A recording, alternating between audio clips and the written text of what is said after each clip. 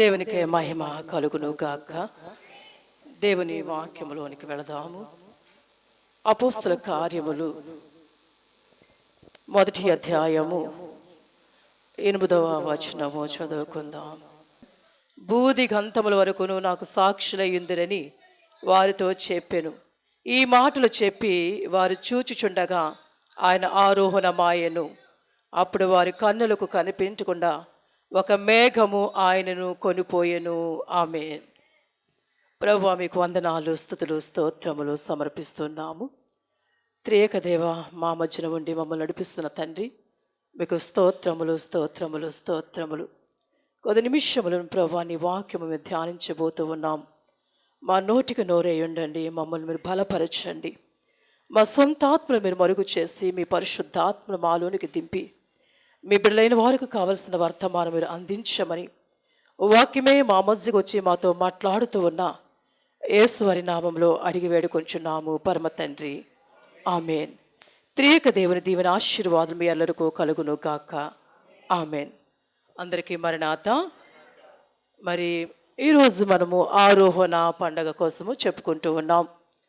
యేసు ప్రభువారు మరి శిలువ మరణము నొందిన తర్వాత ఆయన సమాధిని మరణమును గరిచి తిరిగి లేచిన తర్వాత 40 దినములు ఈ లోకంలో సంచారము చేశారు.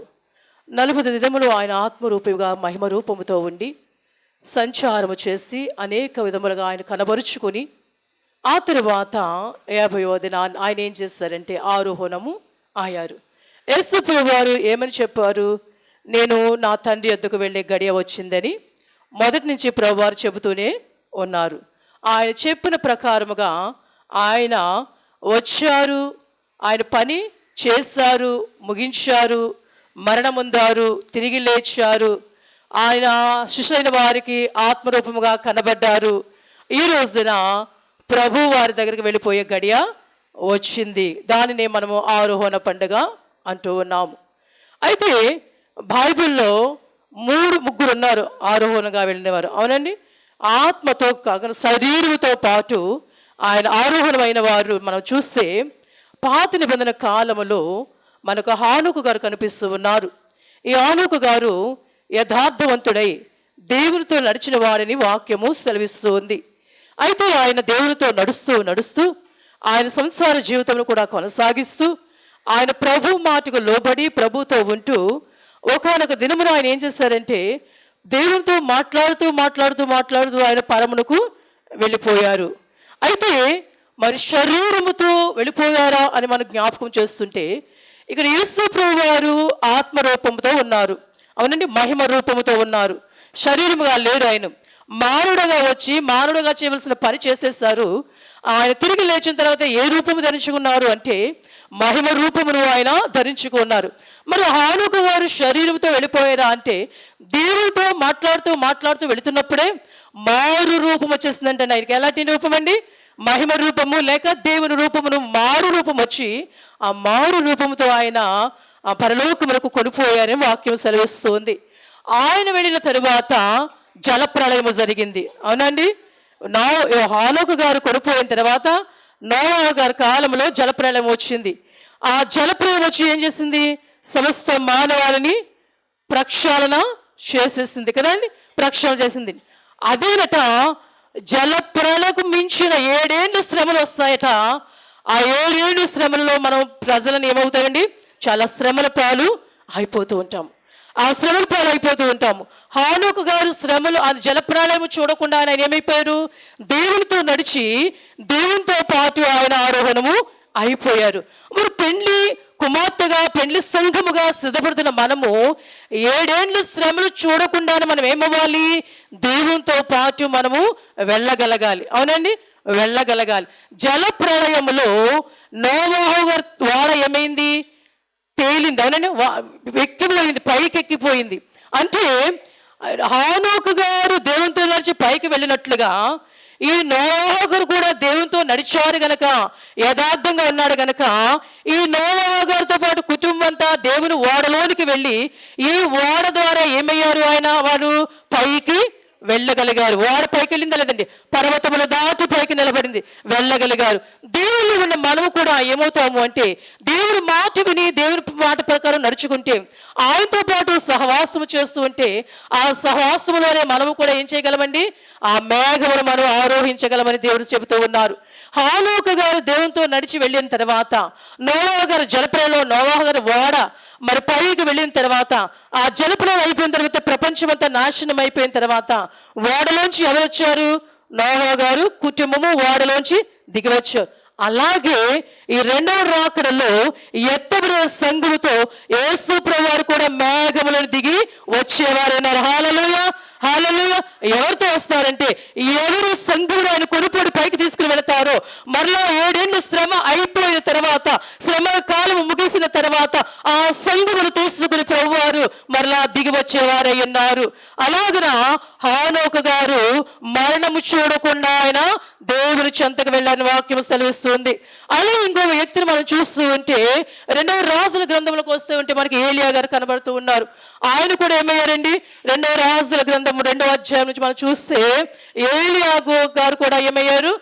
దేవుని అగ్ని రథముల చేత ప్రాణముతో ఆయన కొనుపోబడ్డారు అని వాక్యం సెలవిస్తుందా లేదా? ఆయన ఏలియా గారు ఎలీషా గారు మాట్లాడుతూ ఉండగా వారు ఈ చోటు కాదు ఆ చోటు అని మాట్లాడుకుంటూ వెళుతూ ఉన్నారు. వారు మాట్లాడుతూ వెళుతూ ఉండగా ఆయన దేవుని స్వరము ఏలియా గారికి వినబడుతుంది, నిన్ను నేను ఆరోహణము చేస్తాను అని.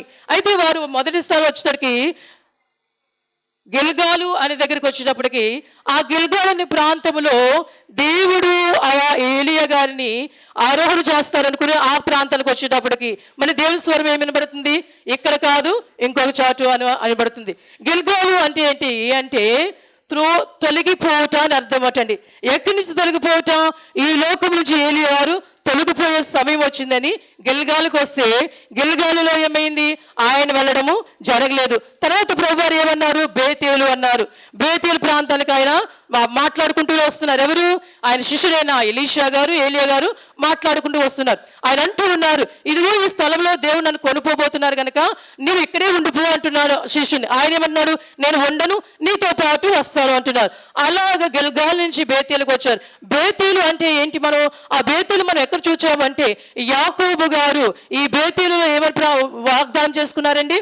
నేను వెళ్ళి స్థలములో నేను ఆశీర్వదింపబడి మరలా నేను తిరిగి వస్తే ఈ బేతేలులో దేవుని మందిరము కడతాను అన్నారు. దేవుని మందిరము నిలబడే స్థలము ఆ బేతేలు దగ్గరికి వచ్చారు. ఆ మార్గం గుండా కూడా వెళుతున్నారు. అక్కడ ఏలియా గారిని కొనుక్కోబోతారు అంటే, అక్కడ కూడా కొనుక్కోకుండా దేవుడు ఏమంటున్నారంటే, ఆ బేతేలు నుంచి ఎరుకోకు అంటున్నారు దేవుడు. ఎరుకో ప్రాంతానికి వెళ్ళమంటున్నారు. ఆ బేతేలు నుంచి ఎరుకో ప్రాంతానికి వస్తున్నప్పుడు కూడా అంటున్నాడు ఆయన శిష్యుడితో, నేను వెళ్ళిపోతాను, నువ్వు ఇక్కడే ఉండంటే ఆయన ఏమంటున్నాడు? నేను ఉండను కాకుండాను నీతో పాటు వస్తాను అని. వాళ్ళు మాట్లాడుకుంటూ వెళుతుంటే దేవుని స్వరం మనకు వినబడుతుంది. ఎరుకోకు వచ్చారు. ఎరుకో ప్రాంతం ఏంటి? ఇశ్రాయేలీయులకు అద్భుత కార్యము జరిగిన స్థలము. అవునండి, ఇశ్రాయేలీయులు ఎరుకోలో జయజన ధ్వనులతో ఆయనలో యాజకులైన వారు బోరలు ఊదుతూ జయము రాకముందే జయమని స్తుతిస్తూ వారు పాటలు పాడినప్పుడు అక్కడ ఏం కలిగింది? అద్భుతమైన జయము కలిగిన స్థలము ఎరుకో స్థలము. ఆ ప్రాంతానికి వచ్చారు. హల్లెలూయా, హల్లెలూయా. మనము కూడా ఏం చేయాలి? వధువు సంఘములుగా ఏర్పడుతున్న మనము, వధువుగా సిద్ధపడుతున్న మనము, వధువు ఇంకా దేవుడు రాకముందే మనం ఏం చేయాలంటే, ఇదిగో ప్రభు రాకడ వస్తుంది, క్రీస్తు వస్తున్నారు, క్రీస్తు రాకడ వస్తుందని జయ ధ్వనులతో మనం చెప్పవలసిన వారమై ఉన్నామని దేవుడు ఈ రోజు మనతో మాట్లాడుతున్నారు. హల్లెలూయా, హల్లెలూయా. ఇశ్రాయేలీయులు జయము రాకముందే ఏమని చేస్తారండి? జయ ధ్వనులు వచ్చిన వారు స్తుతులు చేసుకుంటూ వెళ్ళినప్పుడు జయము కలిగింది. ఈ రోజున మనం కూడా అలా స్తుతించగలిగితే, రాకడ వస్తుందని రాకడ కోసం ఎదురు చూసి మన స్తుతులు చెల్లిస్తూ ఉంటే రాకడకు మనం ఏమవుతామండి?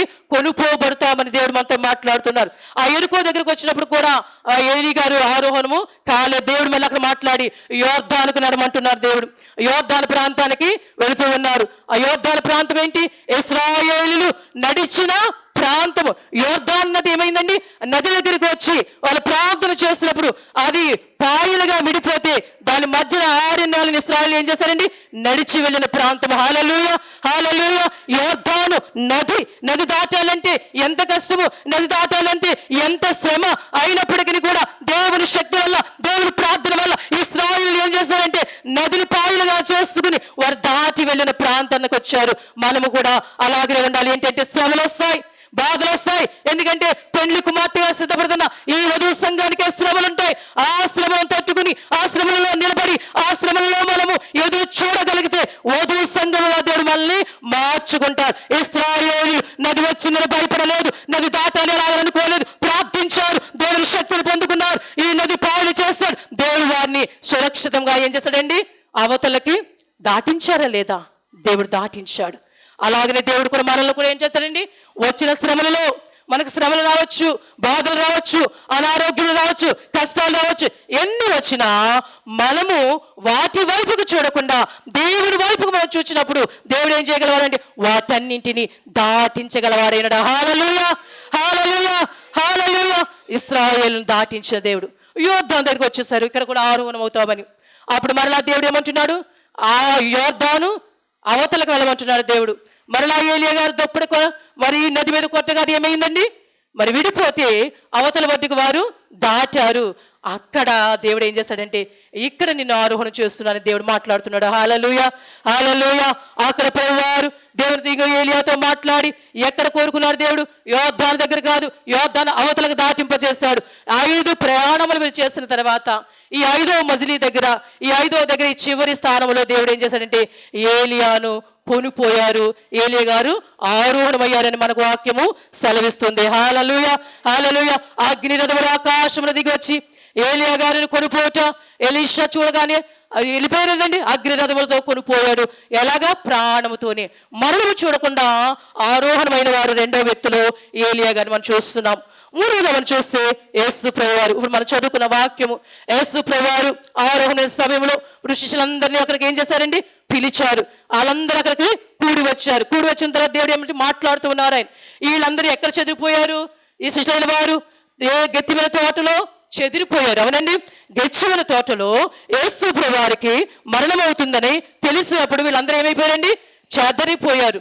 ఈ చెదరిపోయిన వారందరూ ఆ ప్రాంతాలు చెదిరిపోతే వారందరినీ ఏకం చేయడానికి ప్రభువారు 40 దినములు ప్రయాసపడవలసి వచ్చింది. 40 దినాలు వారికి కనబడవలసి వచ్చింది. అవునండి, అప్పుడు కూడా వారికి ఏం కాలేదు, దేవుడు బ్రతికారు లేచారన్న జ్ఞానం వారికి రాలేదు. కానీ ఆయన కనబడగా కనబడగా కనబడగా వారందరితో మాట్లాడగా ఆయన ప్రత్యక్షపరచుకోగా ఆయన గాయాలు చూపించుకోగా అప్పుడు వీరందరూ ఏమయ్యారండి, నమ్మి యేసు ప్రభువారు దేవుడు అని, ఆయన బ్రతికారు తిరిగి లేచారని అప్పుడు వారందరూ నమ్మితే వారందరినీ దేవుడు ఏం చేస్తాడంటే ఇప్పుడు ఈ ప్రాంతానికి దేవుడు రప్పించుకున్నారు. ఎక్కడికి వారిని దేవుడు తీసుకుని వచ్చారు అంటే వారందరూ అపొస్తలుల కార్యాలు చదువుకున్నాం కదా, ఆయన వెళ్ళుచుండగా ఆయన ఈ ప్రాంతానికి కొండ దగ్గరికి ఆయన రమ్మన్నప్పుడు వారందరూ వచ్చారు.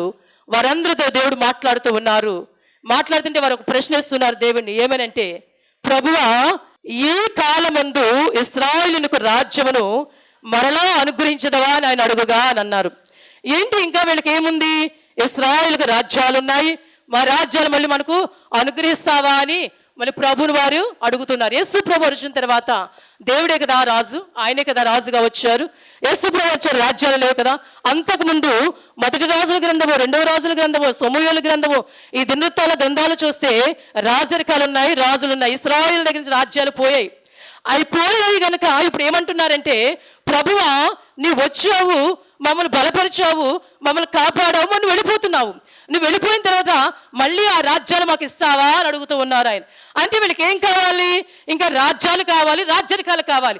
అంతేగాని దేవుని సహవాసము కానీ, దేవునితో మన పరలోక రాజ్యం వెళదామని కానీ, లేక దేవాతి దేవుడు ఆ పరలోకను కొనిపోతున్నాడు కదా ఆయన వరకు మనం చూద్దామని కూడా లేదు.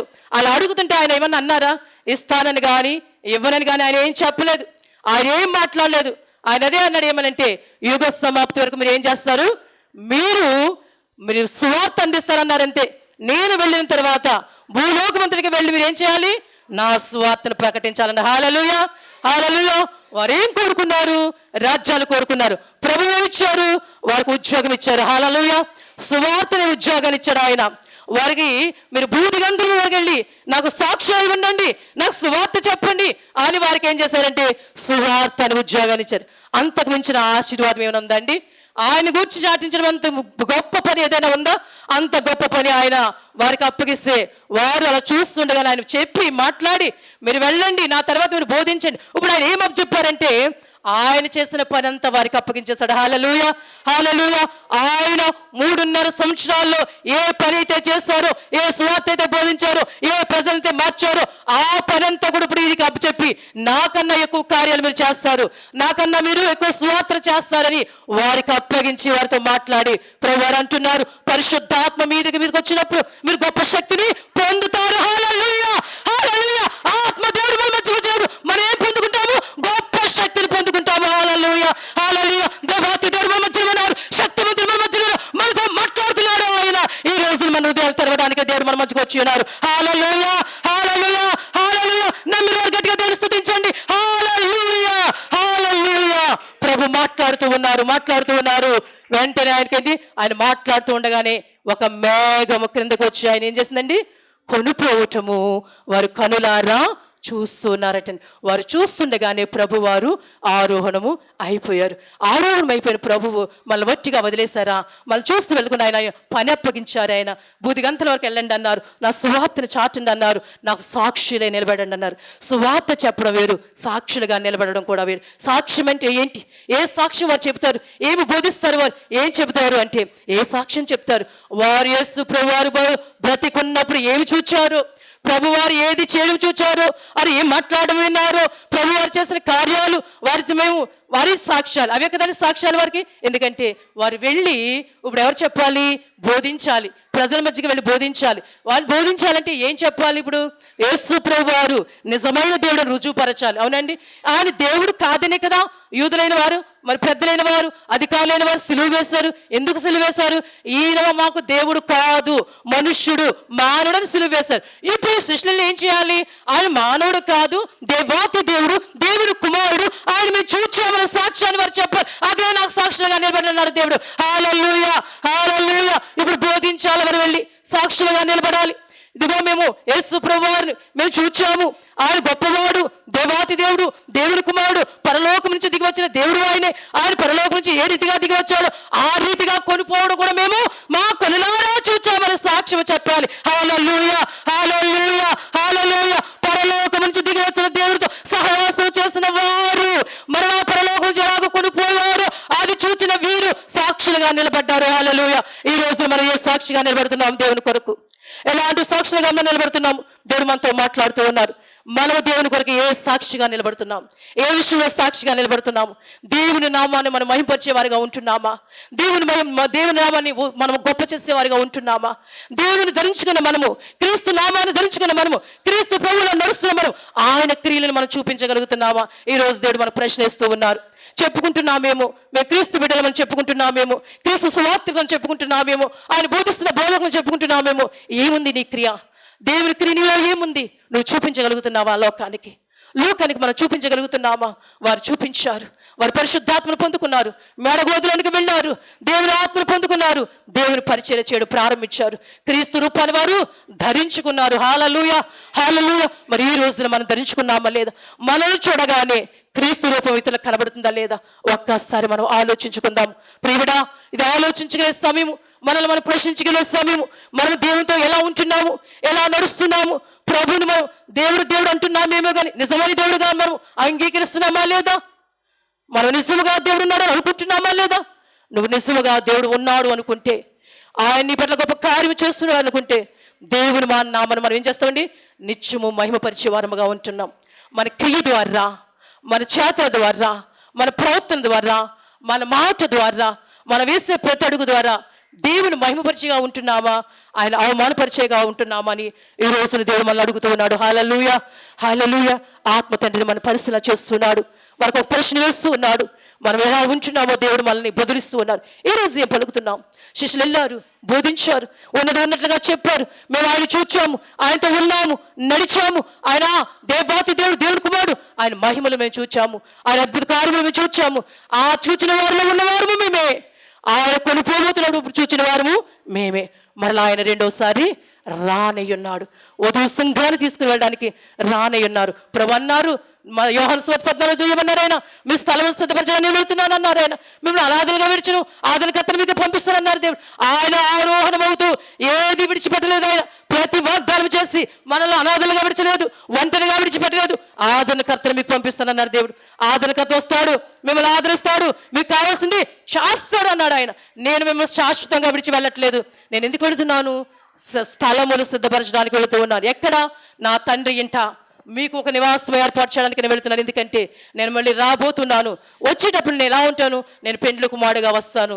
పెండ్లి కుమారుడుగా వచ్చినప్పుడు మరి మిమ్మల్ని ఎలా చేస్తాను? నేను మిమ్మల్ని అందరినీ వధువు సంఘంగా మార్చుకుంటాను, అంటే వధువులుగా మార్చుకుంటాను. నేను పెండ్లి కుమారుడును, మీరు వధువులు గనక మరి పెండ్లి కుమారుడు వధువు తీసుకుని వెళ్ళేటప్పుడు వారికి ఏం కావాలి? అక్కడ నివాసములు కావాలి కదా. మరి తీసుకెళ్ళి బయట పెడతారా?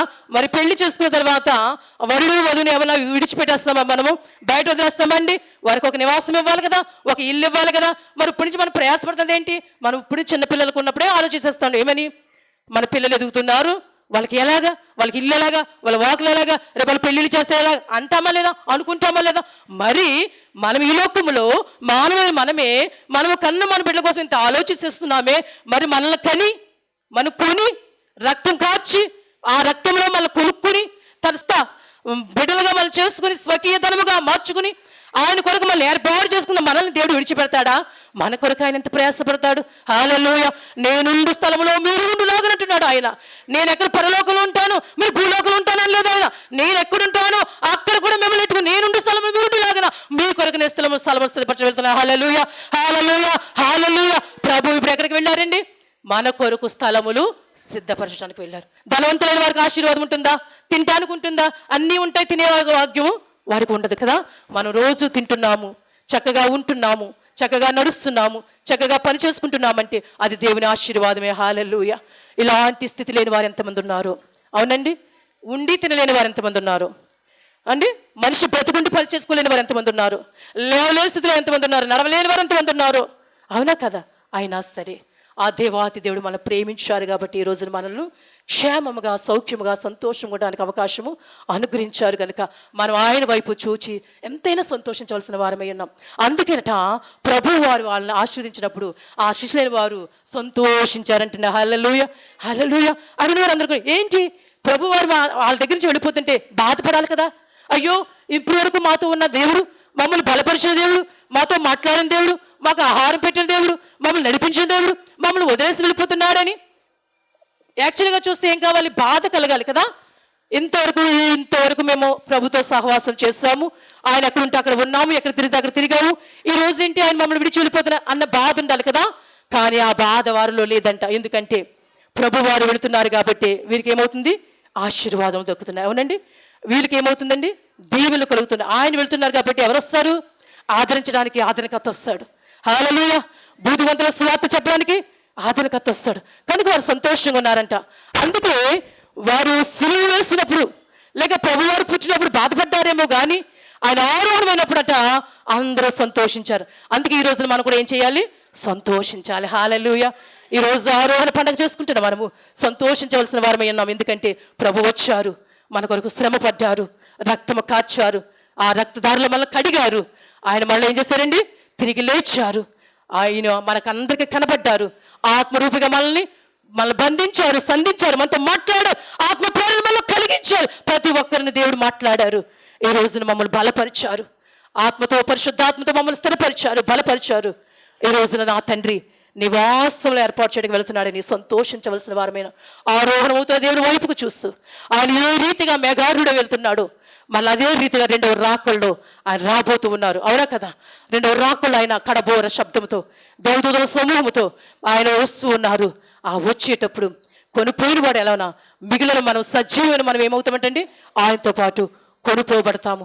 అలా కొనుపోబడాలి అంటే ప్రభు వైపుకు మనం చూడాలి, నిత్యము ఆయన మనం స్మరించాలి, ఆయన మాటలో మనం ఉండాలి, ఆయన చేసే బాటలో మనం నడవాలి, ఆయన చెప్పే మాదిరి మనం జీవించాలి, క్రీస్తు రూపాన్ని మనము ధరించుకోవాలి. పౌలు నలగొట్టబడ్డాడు, క్రీస్తు రూపాన్ని ధరించుకున్నాడు. ఆయన సిలువలో దేవుడు నలగొట్టుకుని పడి పెండ్లి కుమార్తె యొక్క రూపాన్ని ధరించుకున్నాడు. ఈ రోజున ఆ శ్రమలలో నలగొట్టబడిన మనము వధువు రూపాన్ని ధరించుకుని ఆ వరుడైన క్రీస్తు వస్తున్నప్పుడు వధువుగా సిద్ధపడి ఆయన మనం ఏం చేయాలండి? ఆకర్షించాలి. పెళ్లి కుమారుడు అంటున్నాడు పెళ్లి కుమార్తె, ఒక్క చూపుతో నువ్వు నన్ను వశపరుచుకున్నావని. ఆ ఒక్క చూపే చాలు, ఒక్క చూపు చాలండి. ప్రభు చూస్తాడు, మనం చూస్తాము. రెండు చూపులు కలవాలి, ఆకర్షించుకుంటాడు దేవుడు. హల్లెలూయా, హల్లెలూయా. నిన్ను విడిచిపెట్టలేదమ్మా. ఆయన అనాదిగా నిన్ను విడిచిపెట్టలేదు. నిన్ను దేవుడు ఎప్పుడు విడిచిపెట్టలేదు. ఆయన నిన్న నేడు నిద్ర ఏకరీతికున్న దేవుడు, నీ చెయ్యి పట్టుకున్న దేవుడు, నిన్ను నడిపిస్తున్న దేవుడు, సదాకాలం మీతో పాటు ఉంటానని సెలవిచ్చిన దేవుడు. మీతో పాటు నేను ఉంటాను, నాతో పాటు మేము ఉంచుకుంటాను అన్నాడు దేవుడు. ఆయన భూలోకంలో ఉన్నప్పుడు మనతో ఉన్నాడు.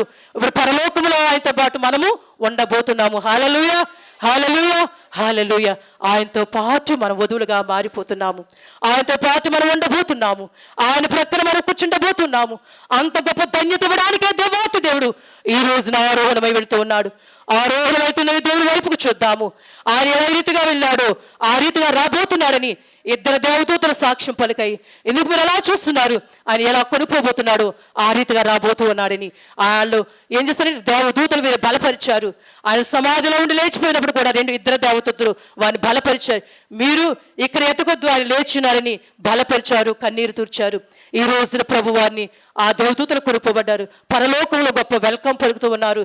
పరలోక సమూహం అంతా యేసు ప్రభు వారికి ఏం చేస్తున్నారండి? వెల్కమ్ పలుకుతున్నారు. ఇక్కడ ఆయన ఫేర్వెల్ పార్టీ చేసుకుని వెళ్ళారు. ఆయన అందరితోని శిష్యులందరితో ఫేర్వెల్ పార్టీ చేసుకున్నారు. ఆయన వెళ్ళారు. వెల్కమ్ పార్టీ జరుగుతుంది పరలోకములో. పరలోక సమూహము, దేవదూతల సమూహము, దేవాతి దేవుడు, పరిశుద్ధులు అందరూ కలిసి ఈ దేవదూతలంతా సమూహంలో కలిసి ఇద్దరు దేవదూతలు తీసుకెళ్లారు. కానీ పరలోకంలో గొప్ప సమూహం ఉంది. వారందరూ ప్రభువాన్ని వెల్కమ్ పలుకుతూ స్వాగతిస్తూ ఉన్నారు, ఆహ్వానిస్తూ ఉన్నారు. ఆయన వెళ్ళిపోతూ ఉన్నారు. ఎక్కడి నుంచి ఆయన వచ్చారు, ఏ సింహాసనం దిగా ఆయన భూలోకానికి వచ్చాడో మరలా ఆ సింహాసనాన్ని ప్రభువారు అధిష్ఠించారు. హల్లెలూయా. ఆ సింహాసనం ఆయన ఆస్తులు ఉన్నారు. హల్లెలూయా. ఆ సింహాసనం మనం చూస్తున్నారు, మనం దీవిస్తున్నారు. దీవించబడిన హస్తం మన మీద ఉంది. ఇప్పుడు ప్రభువారు ఆయన చాచిన హస్తముల కింద మనం ఉన్నాము. హల్లెలూయా, హల్లెలూయా, హల్లెలూయా, హల్లెలూయా. ఆయన రెండోసారి రాబోతున్నారు. వధువులుగా మార్చబోతున్నాం. మనము సిద్ధపడదాము. ప్రభు మాట విందాము, ప్రభు బాటలు నడుద్దాము, గొప్ప సాక్షులుగా ఉందాము. మనం ఏది విన్నామో ఏది చూచామో అది మనం సాక్షిగా మనం చెబుదాము. మన జీవితాలు ఒక సాక్షిగా మారాలి. మన బ్రతుకులు దేవునికి సాక్షిగా మారాలి. దేవుని కొరకు ఒక సాక్షులు అయిపోవాలి. మనము శిష్యులైన వారందరూ హతసాక్షులు అయిపోయారు. కానీ మనం సాక్షులుగా నిలబడదాం. దేవుని కొరకు సాక్షులుగా నిలబడి నా ప్రభు నా కొరకు ఇంత చేస్తాడు, నా కొరకు నా ప్రభు ఇంత చేసి నిన్ను మేలు చేస్తాడు. ఏం చేస్తాడంటే నా కొరకు రక్తము కార్చాడు, నా కొరకు ప్రాణము పెట్టాడు. ఆయన ప్రాణము పెట్టేంత ప్రేమ నాకు చూపించాడు. అది చాలు నా జీవితంలో. ఆయన ప్రేమ, కల్వరి ప్రేమ, ప్రాణము పెట్టేంత ప్రేమ, అది చాలు నా జీవితంలో. నా ప్రభు కొరకు నేను నిలబడతాను, నా ప్రభు కొరకు నేను వాడబడతాను, నా ప్రభు కొరకు నేను సాక్షిగా ఉంటానని ఎవరికి వారు అనుకుందాము. ప్రభు వరకు జీవిద్దాం, ప్రభు వరకు బతుకుతాం. రెండవ రాకడ కొరకు ఎదురు చూద్దాం. ఆయన రాబోతున్నాడు. మనల్ని ఆయన పెండ్లకు మాత్రగా సిద్ధపడి తీసుకుని వెళ్ళబోతున్నాడు. రానైన వరుడికి మనం ఎదుర్కొని ఆయనతో పాటు మేఘమెక్కి ఆయన ప్రక్కన కూర్చుండే ధన్యత దేవాతి దేవుడు మీ ఎల్లరికూ దయచేయును గాక. ఆమేన్. ప్రభువా మీకు వందనాలు, స్తుతులు, స్తోత్రములు. మాతో మాట్లాడిన తండ్రి నీకు వందనాలు. మీ ఆరోహణ అంతస్తును మాకు అనుగ్రహించిన తండ్రి మీకు వందనాలు. మా కొరకు దిగివచ్చి ప్రయాసపడి రక్తము కార్చి ప్రేమను పంచి మమ్మల్ని మీ సొత్తుగా చేసుకుని ఈ రోజున ప్రభువా మహిమ రూపము దాల్చి ఆరోహణ అంతస్తులకు వెళ్ళిన తండ్రి మీకు వందనాలు. రేపొద్దున మమ్మల్ని తీసుకురావడానికి సిద్ధపడుతూ వరుడుగా రాబోతున్నారని మాకు చెప్పి మమ్మల్ని సిద్ధపరుస్తున్న దేవా మీకు వందనాలు. ఏమైనా వాక్యం అరుగమనం నాటుకుని మనము చేసుకుని నీ రాకకు సిద్ధపడే అంతస్తు మహిళలకు దాయిచ్చేయమని వాక్యమే మా మధ్యకి దిగి వచ్చి మాతో మాట్లాడి గొప్ప ఆదరణ కలిగించిన యేసువరి నామములో అడిగి వేడుకొంచున్నాను పరమ తండ్రి. ఆమేన్. అందరికీ మరణాత.